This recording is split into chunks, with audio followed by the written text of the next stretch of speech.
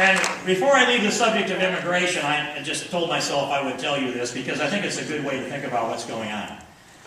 The liberals want open borders. They've been pushing for open borders for a long time. They're undermining the rule of law. They're undermining constitutional conservatism, both the full spectrum. They're undermining the fiscal responsibility with these trillions in debt. They're undermining our social aspects by undermining marriage and taking away personal responsibility and expanding the dependency class. They put the Constitution under assault, and they clearly did so by passing Obamacare. That's what liberals are doing to America. And people think, I'm worried about migrants. Well, I am, because they're lawbreakers. In fact, most of them are criminals. But if we get down to this scarlet letter amnesty thing, and push really comes to shove, and they're going to pass some kind of amnesty over the top of us, then I'll say, here's my deal.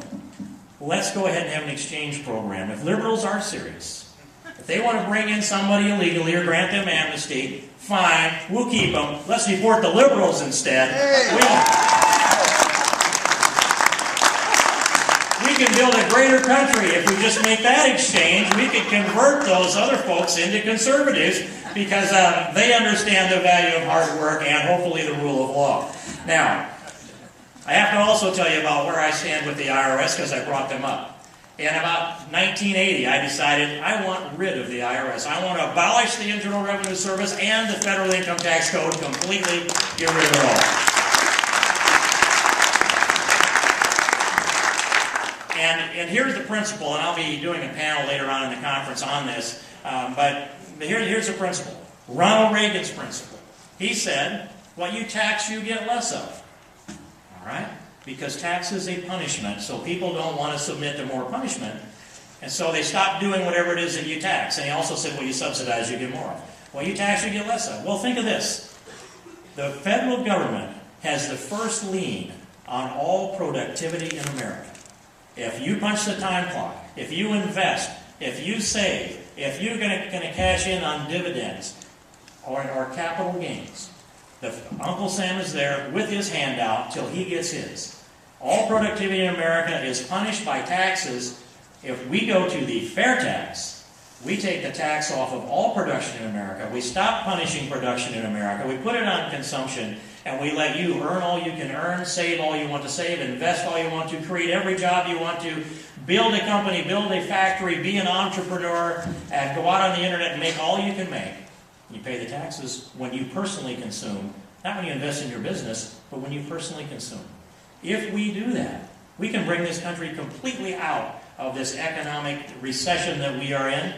President Obama didn't fix this problem. He made it worse. But we can fix it if we pass the fair tax. And we need to talk about big things, and we need to get them done in this Congress.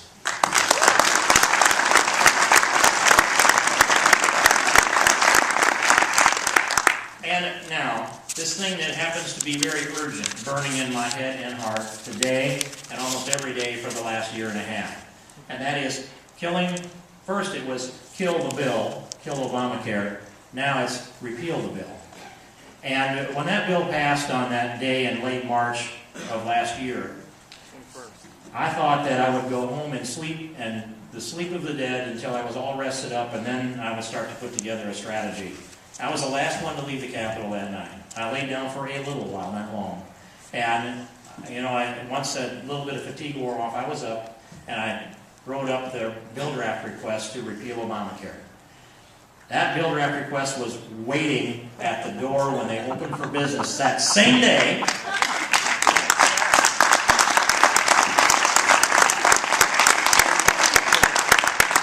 And I want to give, absolutely due credit that Michelle Bachmann and I did not coordinate anything with regard to that. We're operating off of our convictions and our instincts and where our passions brought us to try to fight and kill Obamacare. Her bill draft request was within 3 minutes of mine. It was exactly the same 40 words. We were on the same page from the first minute of the first day of business after that passed. And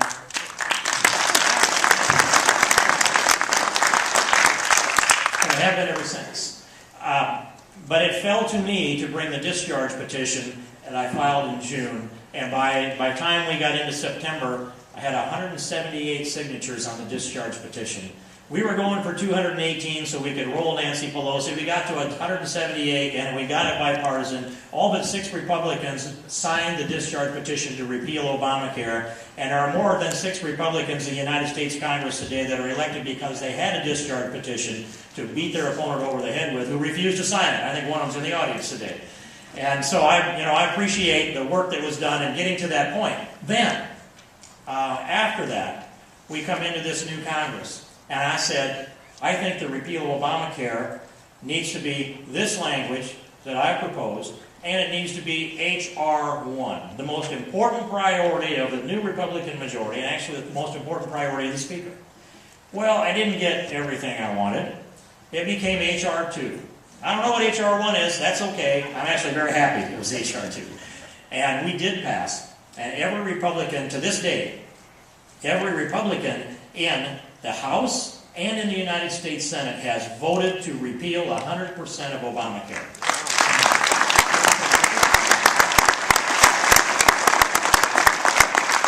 And now we're faced with a challenge that is actually politically more difficult. And that's this. We have a continuing resolution that comes up, and it looks like the bill draft may come down tonight or tomorrow. It may wait until next week. I hope it does. But the Democrats joined with Republicans in December and passed a CR, a continuing resolution, that funds the government until midnight March 4th. So if we don't deal with that, that means everything shuts down automatically at midnight March 4th. Now, in that CR that ended the 111th Congress and funds us till March 4th, that had the support of Democrats too, they left the money out that would have funded Obamacare. It was about $1 billion, to their credit, and I wouldn't have voted for any CR that funded Obamacare. So they left that $1 million out. Okay, that was a kind of an accomplishment. Now, it seems as though we have an agreement to leave the funding for Obamacare out of this. Now, don't applaud, please, because I want to hit another point. But it seems as though we have an agreement to leave the funding out or bring an amendment to take the funding out for the balance of this year with the CR that comes next week. Here's the problem. Everybody's voted to repeal Obamacare. 2 federal courts have found it unconstitutional. Americans by 2 to 1 or more have rejected Obamacare and want it repealed. But in that bill, there's self-enacting appropriations that to the tune of $107 billion that automatically fund the implementation and enforcement of Obamacare as long as Congress doesn't go back and pull it out. This is our leverage point. This government is either going to move forward beyond March 4th, or there's going to be leverage to shut it down. And it would be the president that would do so. We want to fund this government in an appropriate, responsible way. But we have the opportunity to bring language into this continuing resolution that goes back and shuts off all of the funds that implement and enforce Obamacare. Think of 1974, when the Congress shut off the funding to the Vietnam War. It wasn't an appropriations bill. It was in a continuing resolution. And they said, no funds, notwithstanding any other provision, no funds in this bill and no funds heretofore appropriated shall be used to conduct military operations in Vietnam, the skies over it, the seas next to it, or the countries next to it. And so it's a clear precedent to pull out that funding and put the brakes on it. I disagreed with that decision that Congress made in '74. But I believe we have the foundation to shut off the automatic funding to Obamacare and put an end to the $107 billion that he will use to send the roots of that malignant tumor down as deep as he can get them. And he's going to be hoping for a re-election in 2012. He's going to be hoping for winning a majority back in the House and maybe expanding the number of Democrats in the Senate. All of that so that he can expand the dependency class in the country and institute socialized medicine called Obamacare on us. And if we sit by with our hands folded and posture ourselves that we took $1 billion out when there's $107 billion still in, we have shirked our responsibility and we have walked off and retreated from the ground upon which we should fight. And it's in the CR. And we have to bring this language forward. It needs the support of Republican leadership. It needs to be done in an appropriations committee or written into the bill or in the rules committee. I can't make that happen, and I can't even force a vote on the floor of the House unless one of those positions is opened up, likely by leadership. So, I will tell you, I am committed, And I'm going to do all I can do within the guidelines of the Constitution and the rules of ethics and morality to get this done. But I believe that we face the president down now, that we fund this government in the fashion that it was funded before Obamacare was passed, but we do not sit here complicitly and allow this malignant tumor of Obamacare to metastasize, funded by $107 billion, and act like we've accomplished something. If we do not do this, we will have passed up the best opportunity we are ever going to get to put an end to Obamacare. That's always been the strategy. We need to follow through on it. We need to follow through on it now.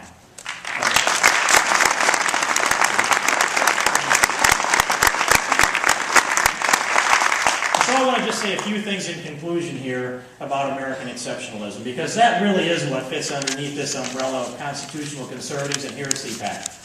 Those principles of fiscal and social conservatism, the constitutional principles, what made this country great? We should all inform ourselves of the foundations of American exceptionalism. And many of them are in the Bill of Rights. And you can go down through the list. Freedom of speech, religion, the press, freedom of assembly, the right to keep and bear arms, certainly. Should have been the First Amendment, but it's the second. I'll settle for that, King. And we go on with the property rights that used to be in the Fifth Amendment before the Kelo decision. We need to put that back. And on and on. And the states' rights to devolve the power back to the states. All of this is part of they're all part of the pillars of American exceptionalism. We add to that free enterprise capitalism. We have a president and administration that are anti-capitalist.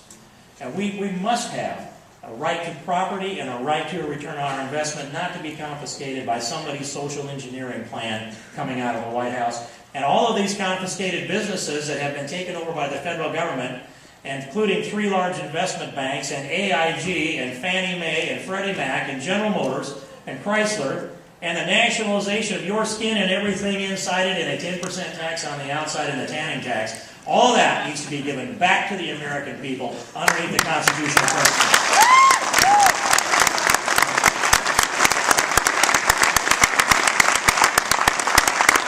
So, in conclusion, I want to reflect back on Ronald Reagan. And we, standing there at the Reagan Library last week, and then on up at the ranch up on the mountain, I was very well aware we stood in Ronald Reagan's shadow. We also stand on his shoulders. And he asked us to build a shining city on the hill. And at his gravesite, it's inscribed in the stone. As I stood there and contemplated it, there were so many thoughts wrapped up in it, I couldn't commit it all to memory, and I wrote it down. But this is a statement at Ronald Reagan's grave, inscribed in the stone there in Simi Valley. He said, "I know in my heart that man is good, that what is right will always eventually triumph, and there is purpose and worth to each and every life." But we have a purpose and worth, and we have a mission ahead of us. And we don't know whether we win this in our time or not. But it's really going to be in God's time. It'll be His victory, not our victory. But it's our obligation to serve and do all we can with the gifts He has given us. God's gift to America needs to be used to preserve these constitutional principles. You're here to help preserve them. I'm energized by your presence. I pledge to do my duty. God bless you. I know you'll do yours.